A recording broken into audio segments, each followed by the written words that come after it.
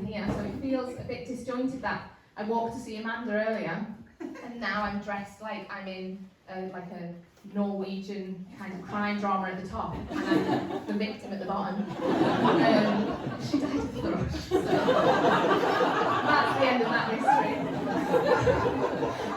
No, this is lovely. It's really weird, but it's lovely. Because I'm not from Felinheli. I have lived here for a while, but I moved here from Widnes about 10 years ago. And I think at the time I was just going through a few things where I needed to have a change of smell. So I decided to move somewhere posh, and we are posh, let's not pretend, there's fucking deck chairs indoors, come on. we are, and we're by the water, but of course there's no arcades. So, but you know, obviously with being from somewhere where it's the great outdoors, we get the great outdoor wanker, which is not someone who masturbates in public. Some of them might, but it's generally someone who's like got a boat, wears bright chinos, and has a total disregard for any of the cultural language that's not their own. So there's plenty of those around. I'm not one of them, although I'm trying to be outdoors, and I've started doing climbing lessons. I had my first one recently, and when I get nervous, I tend to overshare. So yeah, I was climbing with a married couple who, I think they were going through some issues. They were perfectly nice, but they bought each other that as a present, and so I just wanted to say to them, like, I've got a sandwich towel on, if anything's going on, I'm in lycra and a harness, but I didn't, and I just said, can you just keep an eye out for me, because I've got a lot going on down there. She didn't talk to me the rest of the time. Yeah, I was a bit intimidated by that one. I love living in North Wales, I absolutely love it. I think I bang on about the language all the time because I'm a Duscler.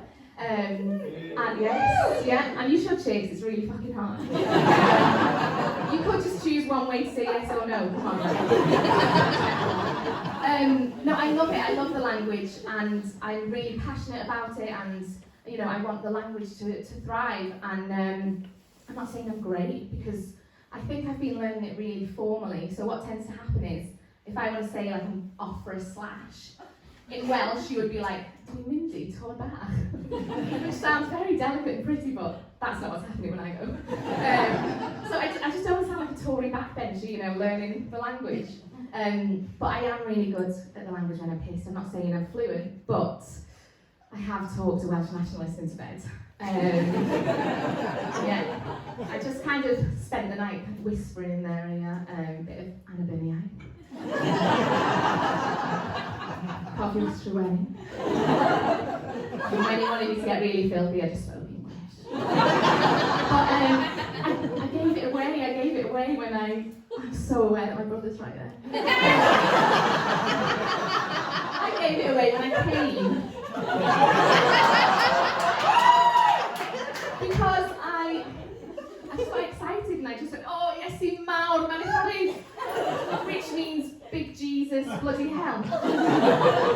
Why you would choose to go blasphemous, I don't know. I've got this weird Catholic guilt, which is weird because I'm not Catholic.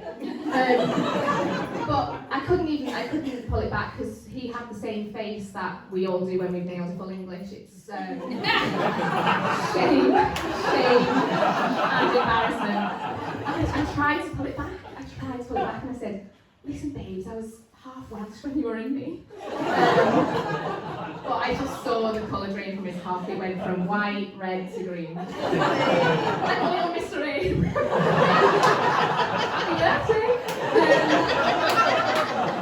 That's what we call it now. No, so I work for the church, which brings us not on the God side. Two reactions. People look at me as if I'm going to try and get them to join, or as if I hang around with young boys, and that is not true. Like, I would never join a cult because they dress awful. So, no, they're a lovely place to work, and I've been there 4 years. I think I've done a subtotal of no day's work, but do you know they forgive me? I think that's what's really nice about it. It's lovely to work somewhere where you're appreciated. I'm going to have this on my headstone actually, but I have been made redundant whilst on maternity leave twice, which was great. You should really have a reaction to that. It's 2022. Absolutely terrible behaviour.